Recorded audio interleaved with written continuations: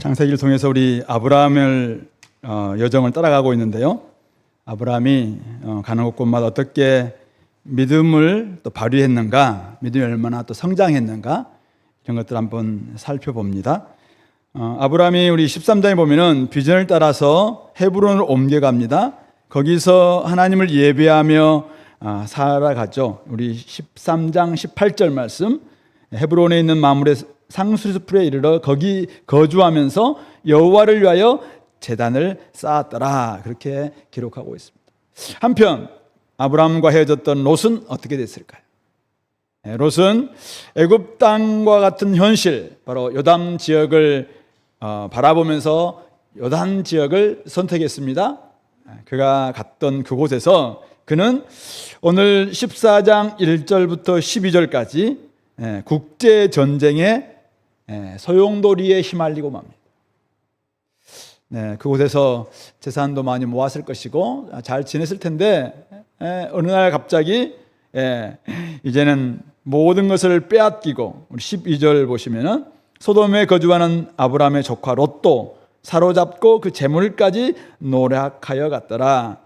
모든 재물을 빼앗기고 자신도 가족들도 이 전쟁의 포로로 잡혀가는 신세가 되고 말았습니다. 오늘 1절부터 12절에 나와 있는 이 전쟁 이야기는 오늘 좀 제가 좀 패스하겠습니다. 다섯 그 왜 큰 바벨론으로부터 지금 이란 땅에 있는 엘람, 그 큰 나라들이 밑에 사해 근처에 있는 다섯 지역 왕들, 다섯 지역의 왕들에게 한 12년 동안 이들이 이제 잘 이렇게 뭔가를 바쳤다가 13년째 이들이 이제 12년 동안 바쳤으면 됐지 않냐 하고 이제 아마 그만 같아요. 배반합니다. 그러니까 14년째 그 중에 이제 중심이 그돌라오멜이라는 왕인데, 그 사람, 그 왕을 중심으로 해서 요단강 동편 쪽입니다. 그러니까 가나안 땅이 아니라 요단강 동편 쪽으로 해서 쭉 내려오면서 5절에 나와 있는 아스드롯 가르나임에 있는 르바 족속, 함에 있는 수스 족속, 사외 기라다임에 있는 엠 족속 치고, 그 다음에 더 밑에 세일산이면은 에돔 쪽이잖아요. 에돔 쪽에 있는 호리 족속 쳐서 광야 근방 엘바란까지 이르러서 또 조금 돌아오면 이제 아멜렉 족속에 온 땅 하사 손다말에 있는 아모리 족속, 아모리 족속은 가나안 족속들이잖아요. 그 족속까지 다 쳤다는 것이잖아요. 그래서 이제 전쟁이 이 소돔 또 고모라 그 지역에 있었던 다섯 왕과 큰 나라 네 왕이 연합군이 지금 여매 근처에 있었던 시딘 골짜기, 거기에 이제 모여서 막 전쟁을 치르는데, 소돔 왕과 고모라 왕은 거기 역청구덩이가 있어서 그냥 빠졌고 나머지 왕들은 다 도망쳤다. 그래서 소돔에 있었던, 소돔과 고모라 지역에 있었던 모든 재물 양식 다 빼앗기고 롯도 결국은 포로로 잡혀가는 신세가 되었다, 그런 이야기를 하고 있습니다. 물론 우리는 이제 13장, 14장을 가지고 세상을 선택했던 롯은 이렇게 되고 하나님의 비전을 선택했던 아브라함은 이렇게 되었다라는 것을 가지고 우리가 설교할 수 있겠죠. 그런데 오늘 이런 상황 속에서 오늘 아브라함은 어떻게 행동했는가, 오늘 그것을 중심으로 한번 살펴보겠습니다.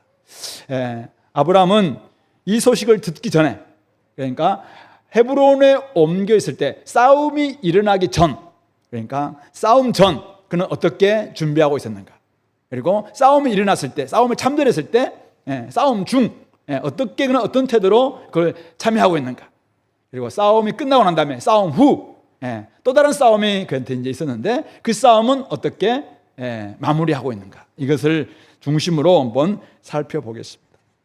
먼저 싸움 전인데요. 자, 우리 13절에 보시면은 헤브론에서 아브라함이 어떻게 지내고 있었을까? 우리는 그 앞에서 나와 있습니다. 어쨌든 그때 도망한 자가 와서 히브리 사람 아브라함에게 알립니다. 히브리 사람이란 말이 이제 성경에 처음으로 나오는 말인데요. 이게 에벨의 후손이다 이런 의미도 있고, 아니면 이제 이민자 뭐 이런 뜻도 있고, 어쨌든 이런 뜻이 있는데, 어쨌든 히브리 사람이 아브라함에게 알려줍니다. 그때 아브라함은 아모리 족속 마물의 상수리 숲을 근처에 거주하였다, 이렇게 나와 있습니다. 자, 거주하면서 뭐 했습니까? 우리 13장 18절에 나와 있던 것처럼 그곳에서 여호와를 위하여 제단을 쌓는, 그러니까 싸움이 일어나기 전부터 이 아브라함은 그곳에서 하나님께 제사 지내고 제단 쌓고 예배하고 영성과 또 가정의 경건과 또 공동체 안에서의 자기 나름대로 그 가족들과 함께 지내는 이런 삶을, 하나님의 임재를 경험하는, 예배를 중심하는 그런 삶을 살았다라는 것을 우리가 알 수 있죠. 두 번째 알 수 있는 것은 뭡니까? 오늘 13절 보시면은 마므리의 상수리 숲에 거주했는데, 마므레는 지역 이름과 동시에 사람 이름이거든요. 마므레는 에스골의 형제다. 그리고 아넬의 형제다. 이 세 형제가 마므레, 에스골, 아넬인데, 자, 이들은 아브라함과 동맹한 사람이었더라. 아브라함은 가나안 땅에 있으면서 어떻게 지냈습니까? 이웃들과 잘 지냈다는 것이죠. 이웃 마므레, 또 에스골, 아넬, 바로 그 지역에 지금 아브라함이 지금 거주하고 있거든요. 하나님이 이 땅을 다 주겠다, 당장 막 이들을 쫓아내고 막 싸우고 이렇게 하지 않고 그들과 함께 동맹하면서 협력하면서 교제하는, 그러니까 하나님과는 예배 잘 드렸고, 그리고 또 이웃들과도 예배 잘 드리는, 교제 잘하고 있는 그런 모습으로 지내고 있다라는 것을 지금 보여주고 있죠. 그리고 하나 더 볼 수 있는 게 이 싸움 전입니다. 14절에 아브라함이 그의 조카가 사로잡혔음을 듣고 집에서 길리고 훈련된 자 318명을 거느리고 단까지 쫓아가서 그와 그의 가신들이 나뉘어 밤에 그들을 쳐부셨다.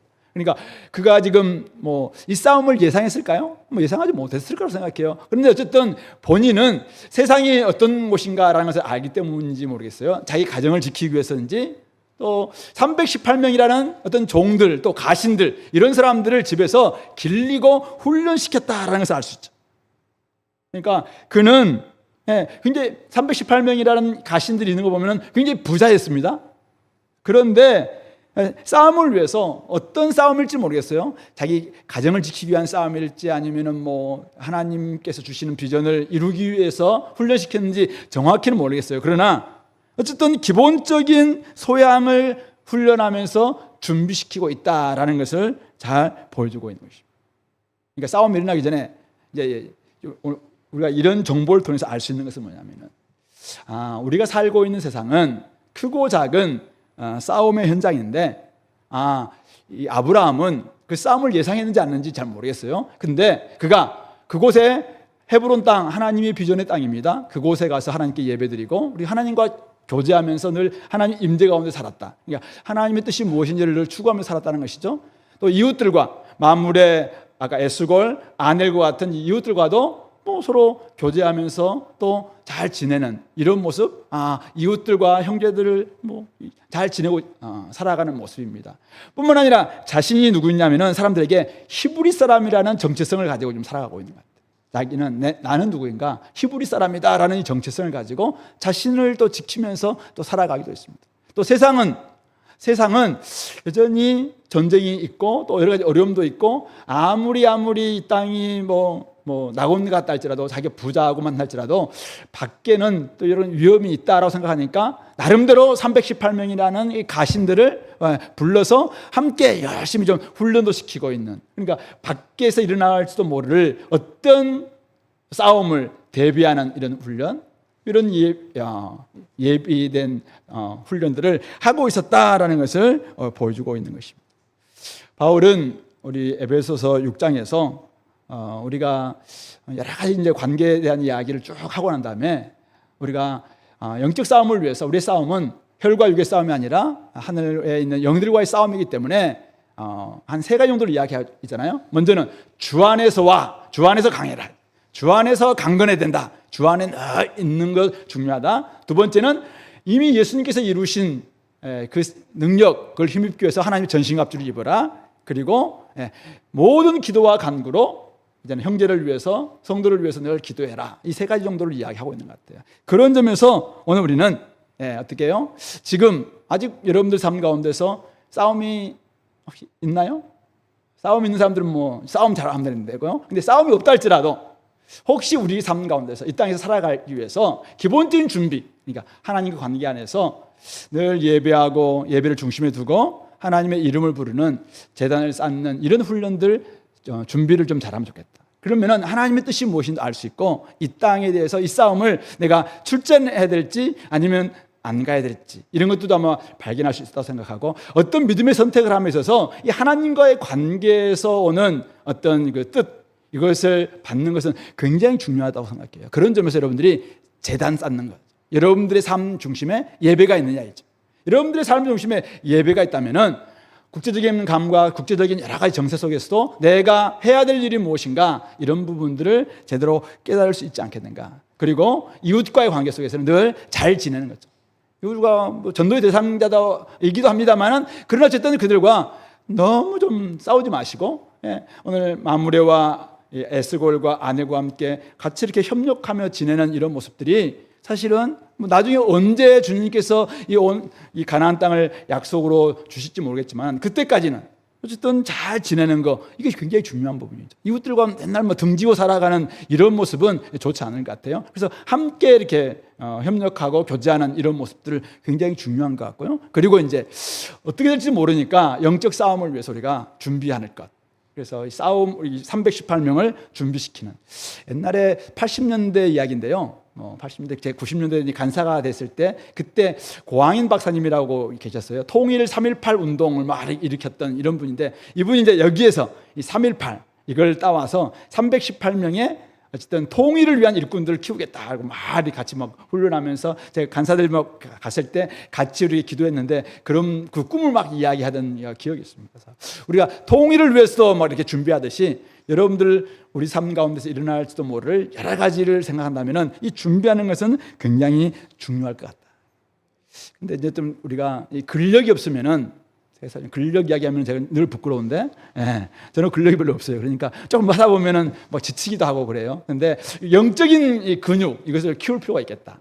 그래서 이 잘 훈련하는 것 하나님과 관계 속에서도 잘 대비하고 그리고 실전을 대비한 훈련들을 계속 좀 한다면은 실패해도 좋으니까 계속 하면 좋을 것 같아요. 그럴 때 우리가 영적인 근육이 있어야지 결국은 실전에 갔을 때 나중에 보세요. 이 사람들 단지 한번 싸우면 신용만 한 게 아니라 가장 가나안 땅의 꼭대기라고 할 수 있는 단까지 쫓아 올라가고 단뿐만 아니라 나중에 국경을 넘어서 시리아 땅인 다메섹까지 쫓아가서 다 빼앗아 오는 이런 훈련을 좀 하고 있지 않았습니까? 이런 모습을 되기 위해서는 실전을 대비한 이런 훈련도 잘 할 수 있으면 좋겠다 생각합니다.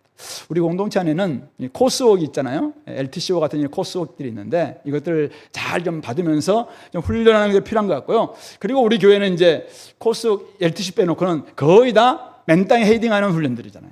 그러니까 제가 보기엔 좀 불친절한 교회예요, 우리 교회가. 그러니까 어떤 사람들은 전도 훈련 쫙 시켜가지고 전도 폭발, 무슨 훈련, 무슨 브릿지 훈련 이렇게 시켜가지고 전도해 보십시오, 이렇게 하는 게 아니라 전도 가자 이렇게 해가지고 그냥 전도하는 거잖아요. 선교도 선교한교회 PSP도 있고 여러 가지 훈련을 다 마치고 난 다음에 여러분들이 이제는 선교 나갑시다 이렇게 하는 게 아니라 그냥 가자 이렇게 나가요.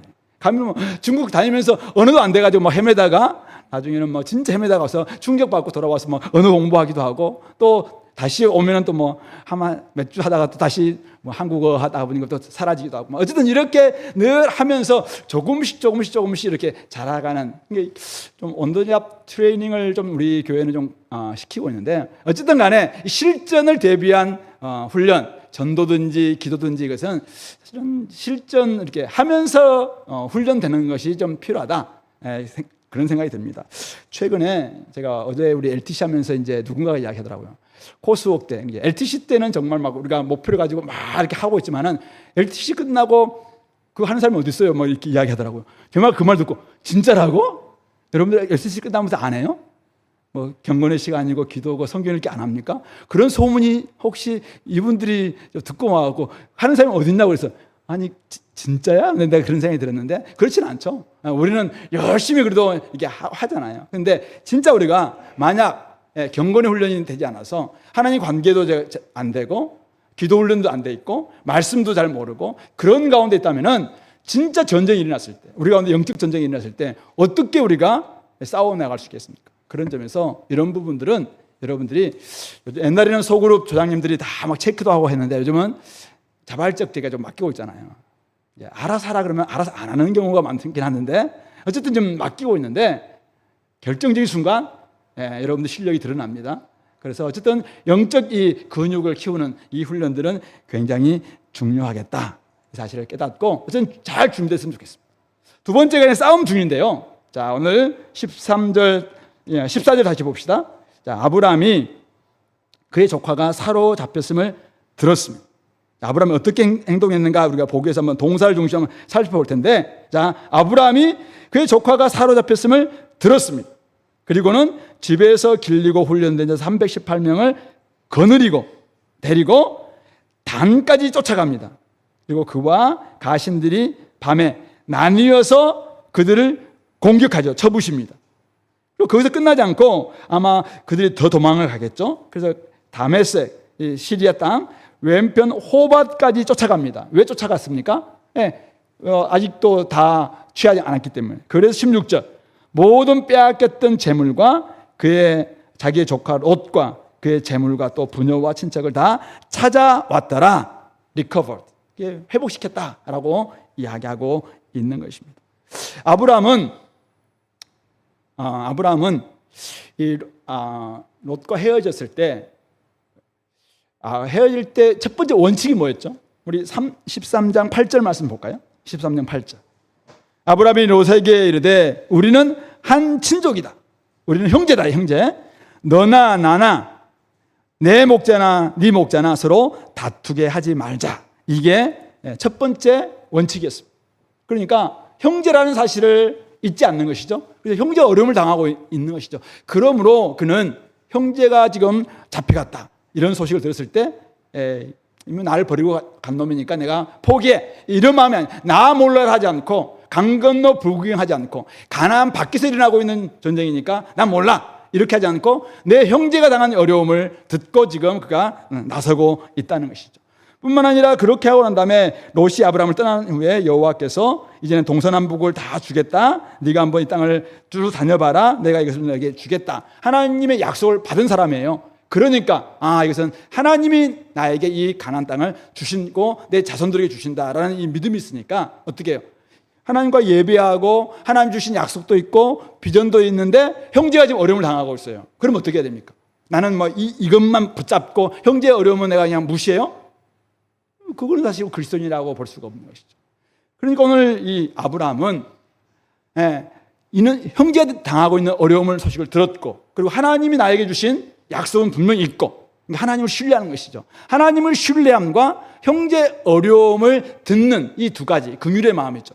이것을 가지고 그가 지금 행동하고 있는데 행동하고 동서를 보니까 어때요? 거느리고 나갔고 쫓아갔고 밤에 공격했고 더 쫓아갔고 다 찾아왔다. 하나하나가 어떻게 해요?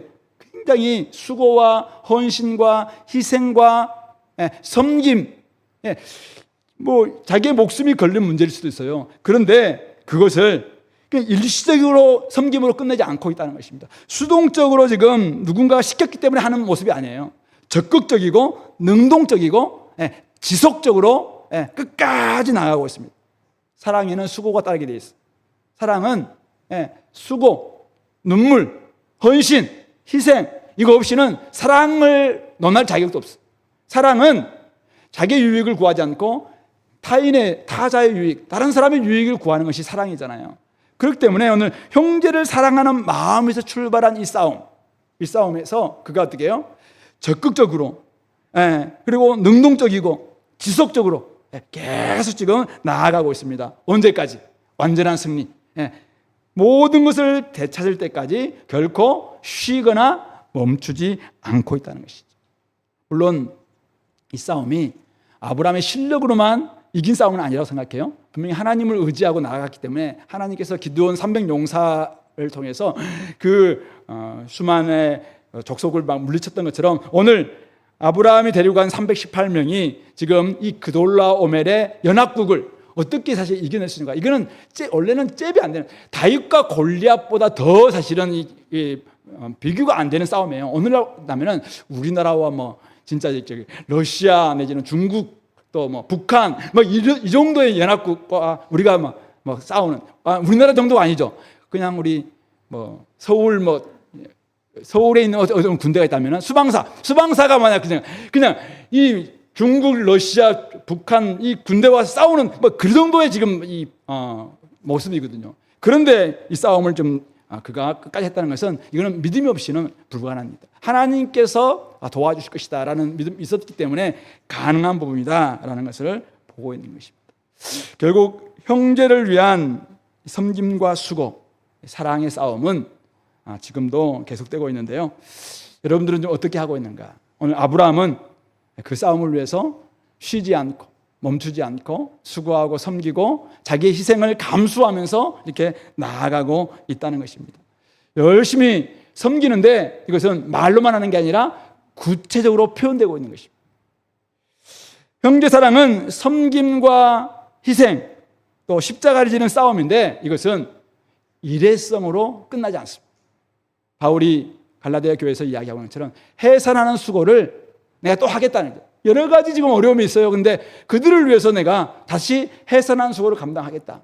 해산하는 수고가 여인들의 수고 중에서 가장 고통스러운 수고 아니겠습니까? 근데 그 해산하는 수고를 다시 하겠다라고 이야기하고 있는 것입니다. 이게 바로 형제의 사랑을 위해서 우리가 보이는 모습인 것입니다. 공동체를 세우고 회복하기 위한 싸움에는 결코 쉽게 포기하거나 멈춰서는 안 된다. 인내가 요구된다. 인내가 지속적인 헌신, 이것이 요구된다라는 것을 오늘 아브라함은 우리에게 말씀해 주고 있습니다. 그런 점에서 우리 공동체는 어떻나요?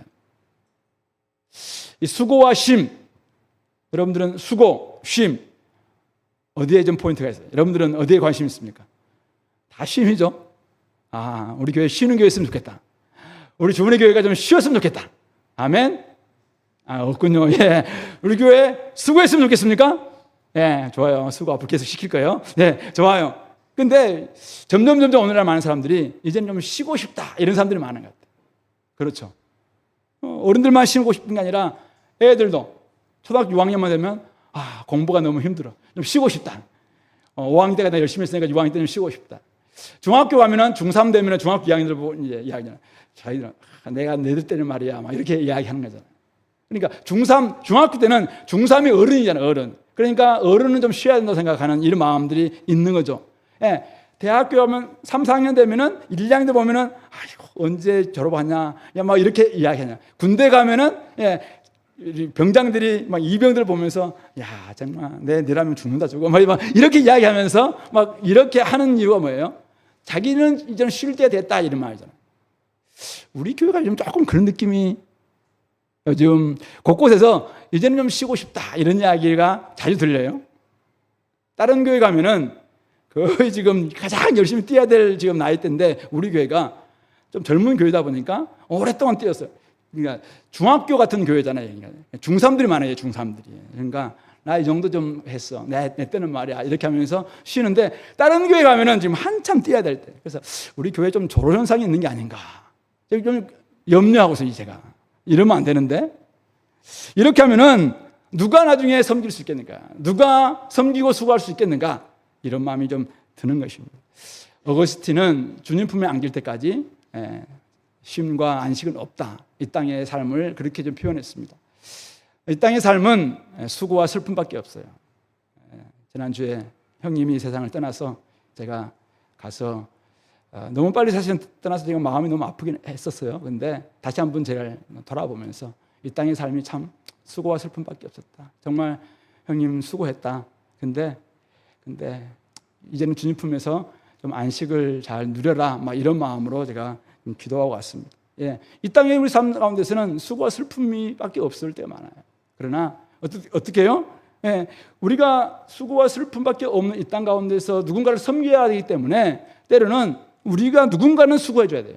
누군가는 섬겨줘야 돼요. 누군가는 헌신해줘야 돼요. 누군가는 십자가를 져줘야 돼요. 그럴 때 오늘 이 고난당한 롯을 건질 수가 있어요. 어려움 당하고 있는 지체들을 도와줄 수가 있어요. 슬픔을 당하고 있는 어려움에 빠져있는 형제들을 우리가 사실은 도와줄 수가 있는 그들이 지금 도움 받을 길을 구하고 있는데 다 이제는 내가 쉴 때가 돼. 나는 이제 쉬어야 되겠다. 이렇게 한다면 아브라함이 내 나이가 지금 70이 넘었고 그리고 너는 이미 나를 떠나갔잖아 하면서 그냥 나는 쉬어야 돼 하면서 그가 그냥 종들만 보냈다든지 아니면 종들한테 가서 그냥 맡겼다든지 그러면은 어떻게 이 종들이 막 목숨 걸고 저기 단까지 쫓아가고 담에서 호박까지 쫓아가서 다 찾아올 때까지 할 수 있겠습니까? 형제이기 때문에 가능한 것이고 하나님이 주신 비전이 있기 때문에 가능하고 하나님 나와 함께 하시면 승리한다라는 것을 믿는 사람들이기 때문에 이것이 가능한 것입니다. 그런 점에서 조금 우리 교회가 이제는 물론 밖에서 열심히 좀 수고했기 때문에 일상에서 여러분들 열심히 수고했기 때문에 여기 곳에 와서 좀 쉴 수 있는 거 맞아요. 근데 주님 안에 와서 진정한 안식이 있기 때문에 우리가 쉬는 건 맞긴 한데 그러나 또 조금 해줘야 될 사람들이 이게 안 해주니까 최근에 제가 집사님들하고 이야기하는데 집사님들이 제가 목사님 교회에서 7개 하고 있습니다. 그러더라고요. 아, 이분 곧 죽겠다 이 생각이 들었어요. 네. 물론 집사할 때 선설했어요. 내가 주님 앞에서 죽겠습니다라고 이제 선서했기 때문에 죽음 안에서 주님 안에서 죽는 것은 자는 것이고, 네, 천국 일찍 가는 수 있는데 이렇게 하면 안 되잖아요. 근데 막상 지금 7개, 8개 하는 사람이 있는가 하면 어떤 사람들은 아무것도 안 하는 사람도 있어요. 이러면은 이게 되겠냐? 받아줘야 될 사람이 있을 때 그분들도 좀 쉴 수 있을 텐데 이제 받아주려고 보니까 저는 밖에서 많이 했어요. 막 이런 분위기니까 잘 못 넘기지도 못하고 뭐 이런 모습이 좀 있는 게 아닌가 생각합니다. 그러므로 이 사랑, 형제를 위한 수고, 형제를 위한 섬김, 형제를 위한 이 헌신의 이 싸움은 나의 유익을 위한 싸움이 아니라 우리의 유익이죠. 우리 공동체, 하나님 나라 이 유익을 위한 싸움임을 생각하고 조금은 너무 상황 탓 좀 하지 마시고 책임을 좀 남에게 전가하지 마시고 좀 맡은 일에 좀 충성하려는 마음들, 형제를 사랑하는 마음에서 열심히 좀 헌신하는 이런 자원자들이 좀 많았으면 좋겠다. 이런 교회가, 이런 조직이 보니까 우리 요즘 부흥하는 교회, 쇠퇴하는 교회 이런 책도 있고 또 부흥하는 교회를 막 해부해 보니까 결국 이런 사람들이 열심히 누가 시키셔서 하는 게 아니라 막 자원해서 막 일걸 찾고 자기가 한번 해보겠다고 헌신하고 막 이런 분들 있잖아요. 이런 분들이 그런 조직들은 막 살아나고 그런 조직에서는 일거리 막 보이니까 곳곳에서 막 사람들이 모여들고 막 이렇게 된다는 거예요. 그래서 그런 점에서 우리 교회가 좀 그런 교회가 됐으면 좋겠다. 기독교는 머리의 종교가 아니라 몸의 종교예요. 우리는 기독교는 몸의 부활을 믿는 종교입니다. 기독교는 하나님께서 성육신 하셔서 몸으로 이 땅에 오심을 믿는 종교입니다. 기독교는 철저히 몸과 몸이 함께 만나서 여기에서 땀 냄새를 맡으면서 사람 냄새 맡으면서 함께 사랑하고 섬기는 공동체, 이게 바로 기독교 교회입니다. 그렇기 때문에 여기에서는 머리로만 말로만 내가 사랑한다 섬긴다 이 개념은 사실은 영지주의자들. 그러니까 너무 고상한 척만 하는 것은 옳지 않아요. 그냥 걷어붙이고 진짜 땀 흘리고 수고하고 몸으로 섬기고 뭐 함께하고 열심히 시간 내고 가정에 초대하고 밥 먹고 밥 사주고 또 뭐 자기가 먹었으니까 후배에게 사주고 이렇게 하면서 결국은 공동체가 세워지는 것입니다. 만약 이제 섬기지 않고 다 수고하지 않고 다 그냥 쉬기만 원한다. 자, 그냥 모든 사람들이 이곳에는 이제 다 쉬기만 해. 그러면 어떻게 해요, 교회가? 진짜 다 쉬기만 해요. 아무도 하지 않고. 그냥 밖에서 많이 했는데. 아니면 다른 사람들이 좀 할 테야. 근데 다 다른 사람들이 한다고 생각하니까 다 쉬기만 해. 그러면 어떻게 해요? 진짜 힘들어하는 사람, 지금 누군가의 손길이 필요한 사람, 어린 지체들, 아까 상처받은 지체들, 오늘 롯과 같이 지금 세상에서 고난당하고 있는 지체들, 이들을 누가 도와줄 거냐. 세상이 도와줄 수 물론 있을 겁니다. 그러나 진정한 도움은 사실은 교회가 여러분들이 좀 회복됨으로 말미암아 여러분들이 사랑의 수고를 감당할 때, 여러분들이 십자가 지는 수고를 해줄 때, 여러분들이 시간을 내서 찾아가서 말을 걸어주고 그에게 복음을 이야기해 줄 뿐만 아니라 복음의 삶을 살아내는 공동체를 만들어줄 때 거기에서 회복이 일어날 수 있는 것이 아닌가 생각합니다. 그런 점에서 오늘 작년부에 구역대회가 있는 날입니다. 구역 모임 피하지 마시고 다 함께 가셔서 그곳에서 서로 좀 교제하세요. 이거는 몸과 몸이 만나는 시간들입니다. 그동안은 함께 조별로 형제들끼리만 자매들끼리만 이렇게 만났지만 오늘은 한 가족들이 함께 모여서 어떻게 살고 있는가 이것을 돌아보면서 교제하는 날들입니다. 세 달에 한 번 하는 이 모임인데 이 모임이 여러분들에게 정말 버팀목이 됐으면 좋겠어요. 여러분들이 안전판이 됐으면 좋겠고 이것을 통해서 여러분들이 다시 한번 일어설 수 있는 힘이 될 수 있는 그런 모임이 될 수 있으면 좋겠습니다. 그래서 그 일에 여러분들이 헌신하고 오늘 아브라함이 끝까지 형제들이 회복될 때까지 해산의 수고를 감당했던 것처럼 또 다 찾아오면서 그들을 섬겼던 이렇게 회복시켰던 것처럼 우리들도 누군가를 위해서 헌신하고 사랑을 베풀 때 끝까지 또 적극적으로 능동적으로 지속적으로 할 수 있는 우리 공동체가 될 수 있길 바랍니다. 마지막 17절 24절이 이제 싸움 후인데요. 제가 보기에는 진짜 싸움은 지금부터다 이런 생각이 드는데요. 아브라함이 17절에 그돌라오멜과 그와 함께한 왕들을 쳐부수고 돌아올 때 소돔 왕이 아까 우리 역충무등에 빠졌던 소돔 왕이에요. 사회 골짜기 곧 왕의 골짜기로 나와서 그를 영접합니다. 소돔 왕이 얼마나 이 아브라함과 아브라함의 318명의 가신들이 고마웠겠습니까? 그러니까 왕의 골짜기에 가서 막 그를 영접하고 있습니다. 이때 예루살렘 살렘 왕 멜기세덱이 떡과 포도주를 가지고 나옵니다. 그 사람은 근데 지극히 높으신 하나님의 제사장입니다. 그래서 떡과 포도주, 아까 우리 소돔 왕은 뭘 가지고 나왔다 영접은 하긴 했는데 그냥 와서 뭐 나중에 이제 야 사람은 나한테 보내고 재물은 네가 가져라 막 이렇게 말만 했는데 어쨌든 이 멜기세덱은 떡과 포도주로 막 이렇게 먹여주면서 진정한 위로를 해줍니다. 자 그러면서 19절 그가 아브라함에게 축복하는 말씀 굉장히 중요한데요. 이렇게 이해합니다. 천지의 주제이시고 지극히 높으신 하나님이여 아브라함에게 복 주십시오.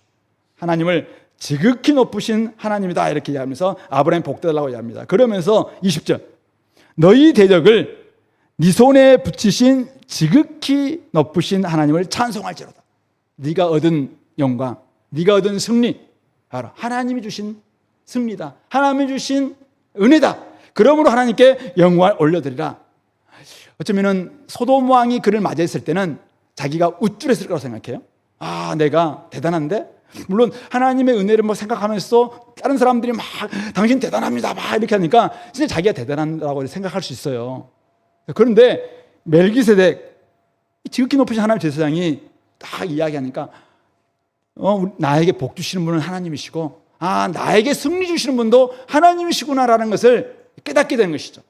마음에 진짜 깨달음이 있으니까 어떻게 됩니까? 그 얻은 것에서 10분의 1을 멜기세덱에게 주고 있습니다. 10분의 1을 바침으로 말미암아 이 모든 것은 하나님 주신 승리입니다 라는 것을 고백하는 신앙 고백의 표시로 이렇게 드리고 있는 것입니다. 두 번째 시험이 찾아오는데 21절 소돔 왕이 아브라함에게 이렇게 합니다. 많은 사람들이 이제 소돔 지역인 사람들이 잡혀갔겠죠. 사람은 나한테 보내고 물품은 네가 다 가져라.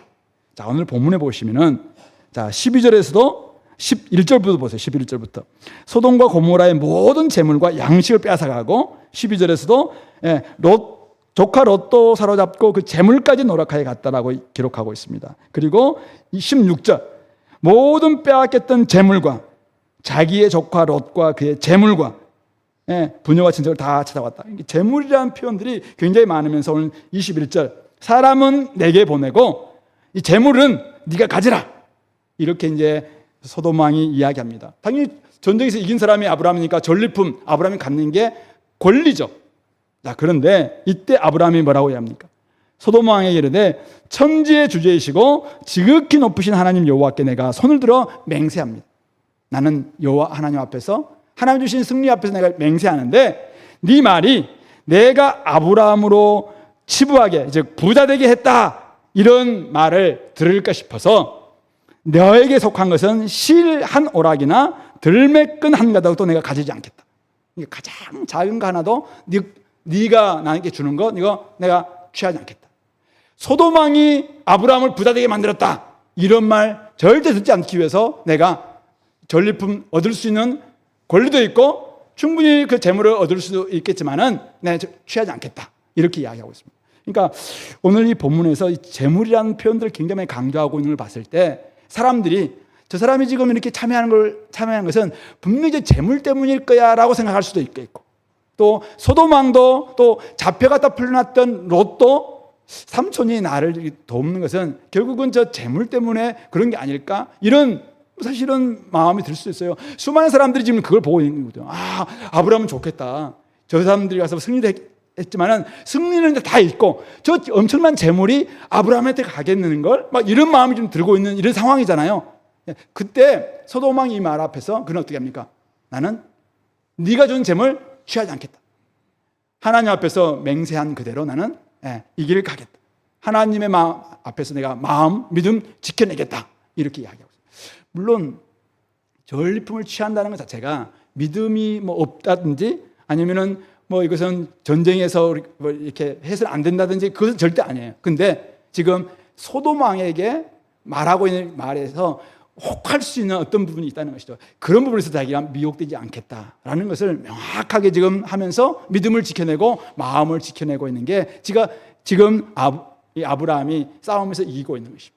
마지막 세 번째는 24절인데요. 오직 젊은이들이 먹은 것, 앞에 우리 갔던 318명이 먹은 것, 그리고 나와 동행한 아넬, 에스골, 마무리의 분깃들은 제할지니 그 사람들은 그 분깃을 가져야 된다. 그러니까 내가 비록 그것을 포기한다고 할지라도 저들은 정말 수고하고 헌신하고 동맹했기 때문에 그들의 분깃은 당연히 줘야 된다. 이것은 정의의 문제다. 이거는 공평의 문제다. 내가 포기하는 것, 이것은 내가 자발적으로 내가 하겠지만은 저 사람에게 줘야 될 것을 주는 것, 이것은 정의다. 이건 공이다. 라는 것을 이야기하고 있는 것이죠. 이런 점에서 오늘 아브라함은 재물 앞에서 자기를 딱 지켜내는, 싸움이 끝나고 난 다음에 모든 영광을 다 지금 독차지할 수 있는 상황에서 영광을 먼저 하나님께 돌립니다. 그리고 재물이냐 아니면은 뭐 명예냐, 재물이냐 믿음이냐 이렇게 했을 때 그는 명확하게 나는 믿음을 지켜내겠다. 이런 식으로 해서 재물을 밀어냅니다. 그리고 다른 사람들 앞에서 야, 내가 헌신했으니까 너도 헌신해. 내가 취하지 않았으니까 너도 갖지 마. 똑같이 희생을 강요하는 거잖아요, 이거는. 근데 그렇지 않고 그 사람이 받을 것에 대해서는 명확하게 주는 것, 이 공의, 정의를 베푸는 이런 부분에 있어서 그가 이 싸움에서 지금 승리하고 있다는 것입니다. 제가 보기에는 싸움이 끝난 후에 진짜 싸움은 찾아온다. 진정한 싸움은 싸움이 끝난 후에 자기와의 싸움에서 진짜 싸움이고 그때 진짜 발휘될 것이 바로 믿음이다라는 것을 이야기하고 있습니다. 바울도 고린도전서 9장 27절에서 자기가 자기의 몸을 쳐서 복종시키는 이유는 다 전파하고 많은 사람들은 다 천국 보냈는데 자기가 거기에 져서 미혹함에 져서 자기가 무너진다면은 사실 얼마나 그것만큼 억울한 일이 어디 있겠습니까? 그래서 자기가 지금 열심히 싸우는 것은 허공을 대고 아무런 대적도 없는 가운데 막 싸우는 그것이 아니라 허공을 대고 싸우는 것이 아니라 나는 분명한 목표가 있는데 그것이 바로 자기의 육체와의 싸움이다. 이 육체는 sinful nature, 죄된 본성과의 싸움이다 라는 것을 이야기하고 있는 것입니다. 이 길을 다투는 자마다 모든 일에 절제하나니 그들은 썩은 승리자의 관을 얻고자 하되 우리는 썩지 아니할 것을 얻고자 하노라. 그렇기 때문에 썩은 것을 너무 구하려다가 썩지 않을 멸류관을 놓칠 수 있기 때문에 그때 명확하게 유혹 앞에서 절제하는 것, 이것은 굉장히 중요하다는 사실입니다. 바울 사도가 고린도서 10장 31절에서 그런즉 너희가 먹든지 마시든지 무엇을 하든지 다 하나님의 영광을 위하여 하라 이렇게 말씀하셨습니다. 그런 점에서 여러분들 삶 가운데서 여러분들이 열심히 수고해서 얻은 것을 다 좀 취하고자 싶은 마음이 있겠죠. 그러나 그때도 하나님 것은 하나님께 돌려드리겠다라는 마음으로 헌금하는 거잖아요. 11조의 정신은 바로 거기에 있습니다. 이것은 다 하나님의 것입니다라는 마음에서 드리는 거잖아요. 이것이 바로 유혹 받을 수 있어요. 다 내가 취하고 싶은 유혹이 있어요. 그러나 하나님이 주셨습니다라는 마음으로 11조 드리는 것이고, 그리고 때로는 진짜 뭐 다 취하고 싶은 마음이 있어요. 전리품 내 권리 다 취하고 싶은 마음이 있어요. 그러나 그리스도인이 그래서는 안 돼. 그러면은 많은 사람들이 뭐라고 하면은 내가 저 사람 부자 되게 만들어줬다. 야, 쟤는 돈 진짜 좋아하는 놈이야. 이런 말이 드는 거예요. 제가 옛날에 부산에서 사회 갈 때 처음에 가자마자 신방을 갔어요. 신방 갔는데 신방 예배를 이제 예배를 드리는데 끝나고 나오는데 그 집사님이 주머니에 막 돈을 주시는 거예요. 이게 뭐냐 그러니까 수고해 주셔서 원래 신방 오시면 드리는 거라고. 무슨 말씀이냐고. 헌금 드렸으니까 이것은 하나님께 드리라고. 딴 데 갔는데 또 뭐 비싸게 한 거라. 그래서 내가 명확하게 이야기했습니다. 하나님께 드리는 이 헌금은 당연히 하나님께 교회에 바치십시오. 그리고 저는 교회 목사로서 이렇게 하는 것은 당연한 것입니다. 그래서 제가 받지 않겠습니다 라는 것을 명확히 했습니다. 결혼식 주례도 마찬가지예요. 제가 결혼식 주례 하고 난 다음에 막 와서 이제 어떤 사람들은 막 사례금이나 주기도 하고, 어떤 사람들은 결혼식도 하기 전에 목사님 이거는 사례입니다 하면서 주는 사람들이 막 있더라고요. 그래서 이게 뭐야? 그래서 그렇지 않더라고요. 제가 한 2번 정도 받은 적이 있어요. 받았는데 그때 진짜 누군가가 이렇게 필요해서 제가 받아서 그 좀 한 적이 있는데, 늘 좀 이런 부분에 있어서 만약 이걸 자꾸 받기 시작하고 그렇게 되면은 저 사람은 돈 좋아하는 목사다. 또 내지는 저 사람은 내가 돈 줘서 지금 살리고 있는 거야. 이런 마음이 든다면은 너무 초라해지잖아요.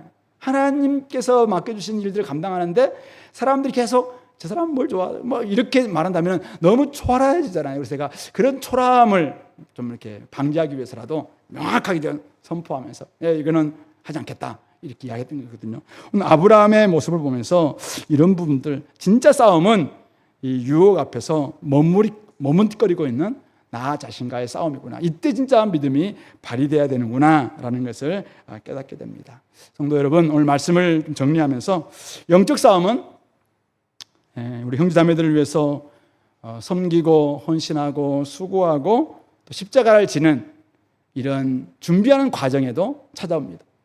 이 싸움에 내가 어떻게 준비할 것인가? 하나님 앞에 늘 바로 설 것인가? 이웃과 잘 지낼 것인가?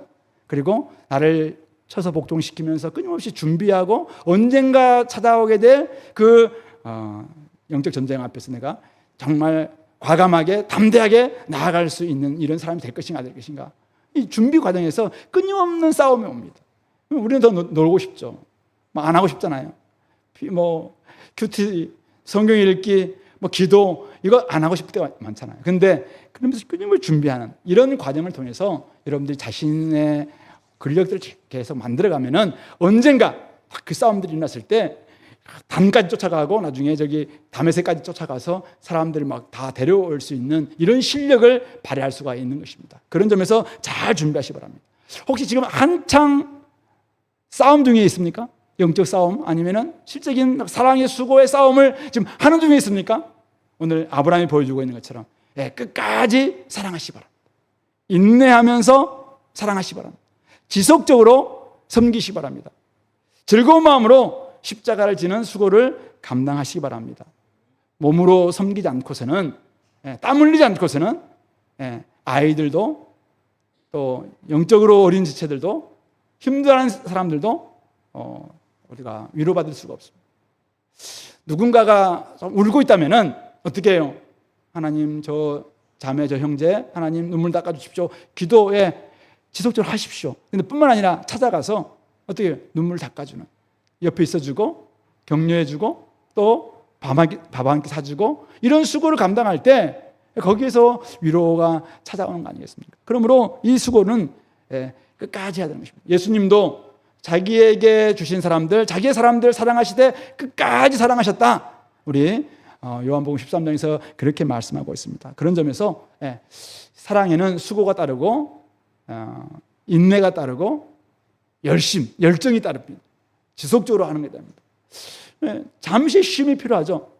예수님도 제자들에게 열심히 수고했을 때 와서 한적한 곳에 와서 잠시 따로 쉬다라고 이야기합니다. 근데 쉬고 있는데 막 사람들이 왔어요. 그러니까 또다시 막 그들에게 오병이어의 기적을 베풀지 않았습니까? 그런 점에서 잠시 쉬고 옆에 누군가를 사랑하고 있다면 사랑을 잘 베풀어 줄 수 있는, 믿지 않는 지체들이 정말 여러분들 눈에 계속 들어옵니까? 그러면 여러분들이 할 수 있는 바가 무엇인가요? 그걸 가지고 한번 계속 지속적으로 사랑해주면 좋겠습니다. 혹시 사랑과 수고가 끝났습니까? 그러면 그때 또 영적 전투가 찾아올 수 있어요. 진짜 싸움이 찾아올 수 있는데 이때는 자기와의 싸움이죠. 이 영광을 하나님께 돌릴 것인가? 내가 다 취할 것인가? 그래서 오늘 아브라함은 이 멜기세덱의 말을 듣고는 11조 드릴 거예요. 이게 내가 다 취할 것이냐? 하나님의 은혜를 생각하면서 하나님의 뜻으로 늘 살아가는, 하나님 앞에서 살아가는 사람이 될 것인가, 이걸 결단하는 거잖아요. 또 권리만 주장하면서 다 취하라. 야, 좋다. 네가 승리했으니까 다 가져라. 재물. 근데 사람들은 다 지켜보고 있어. 그 앞에서. 그것을 과감하게. 네가 주는 거 내가는, 그건 명확한 기준이 있어야 돼요. 자기 나름대로의 기준. 그거 가지고 자기는 미혹당하지 않겠다. 사람들 앞에서 하나님이 주신 은혜를 사람들에게 빼앗기지 않겠다. 이런 마음이 있는 거죠. 그런 마음에서 마음의 싸움, 또 다른 사람들 베풀어줘야 될 부분들은 잘 줄 수 있는 이런 싸움들 감당할 수 있길 바랍니다. 어쨌든 계속해서 이 주고 베풀고 나누는 이 연습을 통해서 이 몸에 조금 이렇게 배어 있었으면 좋겠습니다. 열심히 하다 보면은 나중에 그것은 진짜 뭐 자연스러운 습관이 되어서 우리가 감당할 수 있지 않을까 생각합니다. 바로 거기에 그 지점에서 믿음은 성장하게 되는 것 같아요. 아브라함이 우리 12장에서 봤던 것처럼 그가 만약 그때 아브라함이라면 이런 모습이 있었겠습니까? 13장이 아브라함이라면 이런 모습이 있었겠습니까? 또 속였겠죠. 또 막 취했겠죠. 그러나 이미 실패를 통해서 그가 나름대로 이제 근력이 생겼으니까 여기에서는 재물 앞에서 다 그걸 내려놓는 딜레마는 있었겠죠, 마음에. 그러나 그것을 선택하는 이런 모습을 보이고 있는 것이죠. 그런 점에서 여러분들 계속 실습하고 또 연습함으로 말미암아 믿음이 자라가는 영적 싸움에 승리하는 우리 공동체가 될 수 있기를 바랍니다. 같이 한번 기도합시다. 오늘 말씀을 생각하면서 하나님 아버지, 오늘 아브라함의 믿음 보면서 내가 잘 준비케 도와주십시오. 또 싸움 가운데서 기쁘게 수고하게 도와주십시오. 싸움 이후에 끝까지 내가 이 일들을 감당할 수 있는 또 은혜가 되게 도와주시고 마음에서 일어나고 있는 갈등까지도 잘 이겨낼 수 있도록 붙잡아 달라고 함께 기도하겠습니다.